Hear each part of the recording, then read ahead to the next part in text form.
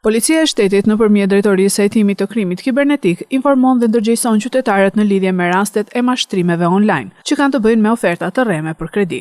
Policia bën me dije se janë evidentuar raste kur persona të panjohur përmes faqeve të dyshimta në internet, rrjeteve sociale apo mesazheve elektronike paraqiten si përfaqësues të institucioneve financiare dhe i nxisin qytetarët të aplikojnë online për kredi, me qëllim përfitimin monetar në mënyrë mashtruese. Këto oferta janë mashtruese dhe synojnë përvetësimin e të dhënave personale dhe financiare të qytetarëve.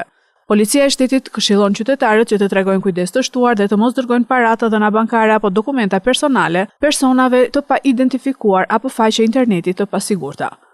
Përpara se të aplikojnë për kredi pranë institucioneve financiare, të verifikojnë gjithmonë informacionin, të komunikojnë drejt për drejt me personelin bankar, duke përdorur vetëm kontaktet zyrtare të publikuara në faqet zyrtare të bankave përkatëse, veçanërisht në rastet kur nuk kanë mundësi të paraqiten fizikisht në degët bankare.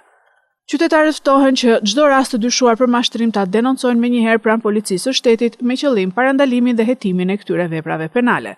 Policia e shtetit mbetet e angazhuar në luftën kundër krimit kibernetik dhe apelon për kujdes, verifikim dhe bashkëpunim nga ana e qytetarëve.